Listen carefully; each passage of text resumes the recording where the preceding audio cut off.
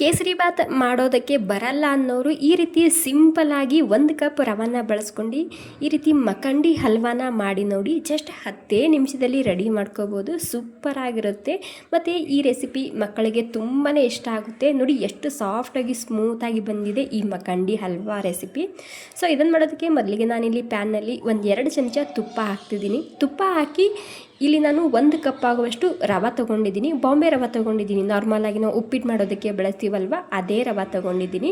ಇವಾಗೇನಿಲ್ಲ, ಇದನ್ನು ಒಂದು 2-3 ನಿಮಿಷ ಅಥವಾ ಸ್ವಲ್ಪನೇ ಹಸಿ ವಾಸನೆ ಹೋಗೋ ತನಕ ಇದನ್ನು ಹುರ್ಕೊಂಡು ತೊಗೋಬೇಕು.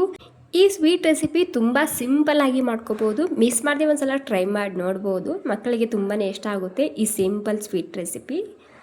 ಓಕೆ ನೋಡಿ, ಇವಾಗ ಹಸಿ ವಾಸನೆ ಹೋಗೋ ತನಕ ಹುರ್ಕೊಂಡಿನಿ. ಜಾಸ್ತಿ ಹುರ್ಕೋಬಾರ್ದು, ಜಸ್ಟ್ ಹಸಿ ವಾಸನೆ ಹೋದರೆ ಸಾಕಾಗುತ್ತೆ. ಇಲ್ಲಿ ಇವಾಗ ಈ ಮಿಕ್ಸಿಂಗ್ ಬೌಲ್ಗೆ ಹಾಕಿದ್ದೀನಿ. ಇವಾಗ ಇಲ್ಲಿ ನಾನು ಯಾವ ಕಪ್ಪಿಲಿ ರವೆ ತೊಗೊಂಡಿನಲ್ವ ಅದೇ ಕಪ್ಪಿಲಿ ಒಂದು 3 ಕಪ್ ಆಗುವಷ್ಟು ಉಗುರು ಬೆಚ್ಚಗಿನ ಹಾಲು ಹಾಕ್ತಿದ್ದೀನಿ.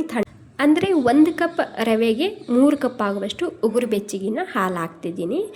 ತಣ್ಣನ ಹಾಲು ಕೂಡ ಹಾಕೋಬೋದು ನೀವು, ಇಲ್ಲಿ ಏನೂ ಪ್ರಾಬ್ಲಮ್ ಆಗೋದಿಲ್ಲ. ಜಾಸ್ತಿ ಬಿಸಿ ಹಾಲು ಕೂಡ ಹಾಕಬಾರ್ದು. ಇಲ್ಲಿ ಉಗುರು ಬೆಚ್ಚಗಿದ್ರೆ ಹಾಲು ಸಾಕಾಗುತ್ತೆ.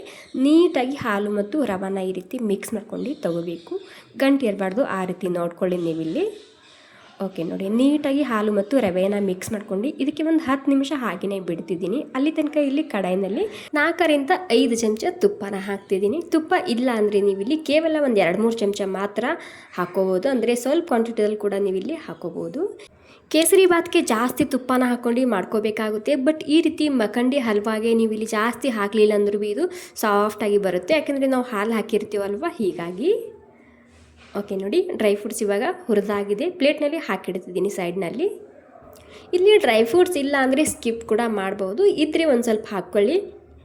ಓಕೆ, ಇವಾಗ ಇದೇ ತುಪ್ಪದಲ್ಲಿ ಇವಾಗ 1 ಕಪ್ ಆಗುವಷ್ಟು ಸಕ್ಕರೆ ಹಾಕ್ತಿದ್ದೀನಿ. ಅಂದರೆ 1 ಕಪ್ ರವೆ, 1 ಕಪ್ ಸಕ್ಕರೆ, 3 ಕಪ್ ಆಗುವಷ್ಟು ಹಾಲು ಬೇಕಾಗುತ್ತೆ ಅಷ್ಟೇ. ಇಲ್ಲಿ ನೋಡಿ, ಇವಾಗ ಸಕ್ಕರೆ ಹಾಕ್ಕೊಂಡಿನಿ. ಸಕ್ಕರೆ ಹಾಕಿದ್ಮೇಲೆ ಇದಕ್ಕೆ ಮತ್ತೆ ಒಂದು 2-3 ಚಮಚ ನಾನಿಲ್ಲಿ ತುಪ್ಪನ ಹಾಕ್ತಿದ್ದೀನಿ. ಮೊದಲೇ ಹೇಳಿದಾಗೆ ತುಪ್ಪ ಇಲ್ಲ ಅಂದರೆ ನೀವಿಲ್ಲಿ ಒಂದು 2 ಚಮಚ ತುಪ್ಪ ಮಾತ್ರ ಹಾಕ್ಕೊಂಡು ಈ ಸಕ್ಕರೆನ ಕ್ಯಾರಮಲೈಸ್ ಮಾಡ್ಕೊಂಡು ತೊಗೋಬೇಕು ಅಷ್ಟೇ. ಈ ರೀತಿ ಚಮಚಲಿಂದ ಮಿಕ್ಸ್ ಮಾಡ್ಕೊತಾ ಇರಬೇಕು, ತಳ ಹಿಡಿಯುತ್ತೆ ಸಕ್ಕರೆ, ಹೀಗಾಗಿ. ಓಕೆ ನೋಡಿ, ಇವಾಗ ಅರ್ಧಂಬರ್ಧ ಮೆಲ್ಟ್ ಆಗಿದೆ. ಹಾಗೆಯೇ ನಾನಿಲ್ಲಿ ಚಮಚಲಿಂದ ಮಿಕ್ಸ್ ಮಾಡ್ತಿದ್ದೀನಿ. ಪೂರ್ತಿ ಮೆಲ್ಟ್ ಆಗಬೇಕು. ಹಾಗೆ ಇದು ಒಂದು ಸ್ವಲ್ಪನೇ ಗೋಲ್ಡನ್ ಬ್ರೌನ್ ಆಗಬೇಕು ಈ ಪಾಕ. ಅಲ್ಲಿ ತನಕ ಇದನ್ನು ಹುರ್ಕೋಬೇಕಾಗುತ್ತೆ. ಜಾಸ್ತಿ ಟೈಮ್ ಹಿಡಿಯೋದಿಲ್ಲ, ಒಂದು 3-4 ನಿಮಿಷದಲ್ಲಿ ಇದು ಕರಗುತ್ತೆ. ಓಕೆ ನೋಡಿ, ಫೈನಲಿ ಈ ಕಲರ್ ಬರಬೇಕು. ಹನಿ ಇರುತ್ತೆ ನೋಡಿ, ಆ ಕಲರ್ ಬರಬೇಕು ಇದಕ್ಕೆ. ಇವಾಗ ಇದಕ್ಕೆ ಈ ರವೆನ ಹಾಕ್ತಿದ್ದೀನಿ. ನಾವು ಮೊದಲೇ ಹಾಲಿನಲ್ಲಿ ಮಿಕ್ಸ್ ಮಾಡಿ ಇಟ್ಟಿದ್ದೋ ಅಲ್ವಾ. ಓಕೆ, ಇವಾಗ ಈ ಹಾಲು ಮತ್ತು ಈ ಪಾಕದ ಜೊತೆಗೆ ಸರಿಯಾಗಿ ಇದನ್ನು ಮಿಕ್ಸ್ ಮಾಡ್ಕೊಂಡು ತಗೋಬೇಕು. ಇವಾಗ ಗ್ಯಾಸ ಸ್ಲೋ ಇದೆ, ಸ್ಲೋ ಗ್ಯಾಸ್ನಲ್ಲಿ ನೀಟಾಗಿ ಇದನ್ನು ಮಿಕ್ಸ್ ಮಾಡ್ಕೊಂಡು ತಗೋಬೇಕು ಅಷ್ಟೇ. ಓಕೆ ನೋಡಿ, ಇವಾಗ ನೀಟಾಗಿ ಮಿಕ್ಸ್ ಮಾಡ್ಕೊಂಡು ತೊಗೊಂಡಾಗಿದೆ. ನೀವು ನೋಡ್ತಿರ್ಬೋದು, ಇಲ್ಲಿ ಒಂದು 3-4 ನಿಮಿಷ ನಾನು ನೀಟಾಗಿ ಮಿಕ್ಸ್ ಮಾಡ್ಕೊಂಡಿನಿ. ಗಂಟು ಇರಬಾರ್ದು, ಹಾಗೆಯೇ ಈ ರೀತಿ ಸಾಫ್ಟಾಗಿ ತಳ ಬಿಟ್ಕೋಬೇಕು. ಅಲ್ಲಿ ತನಕ ಇದನ್ನು ಮಿಕ್ಸ್ ಮಾಡ್ಕೊತಾ ಇರಬೇಕಾಗುತ್ತೆ ನೋಡಿ. ಫೈನಲಿ ಇದಕ್ಕೆ ಕೊನೆಯಲ್ಲಿ ಇದ್ರೆ ಒಂದು ಸ್ವಲ್ಪ ಏಲಕ್ಕಿ ಪುಡಿನ ಹಾಕ್ಕೊಳ್ಳಿ, ಟೇಸ್ಟ್ ಇನ್ನೂ ಸರಿಯಾಗಿರುತ್ತೆ. ಸ್ಕಿಪ್ ಕೂಡ ಮಾಡ್ಬೋದು. ಹಾಗೆ ಒಂದು 2 ಚಮಚ ತುಪ್ಪನ ಹಾಕ್ತಿದ್ದೀನಿ.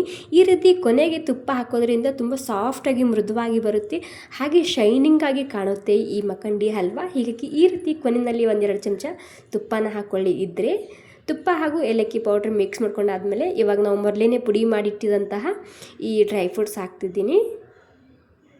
ಓಕೆ ನೋಡಿ, ಇವಾಗ ಸಿಂಪಲಾಗಿ ಮಾಡುವಂತಹ ಮಕಂಡಿ ಹಲ್ವಾ ರೆಸಿಪಿ ರೆಡಿಯಾಗಿದೆ. ಮಿಸ್ ಮಾಡದೆ ಒಂದು ಸಲ ಟ್ರೈ ಮಾಡಿ ನೋಡ್ಬೋದು. ತುಂಬ ಸಾಫ್ಟಾಗಿ ಸ್ಮೂತಾಗಿ ಬರುತ್ತೆ.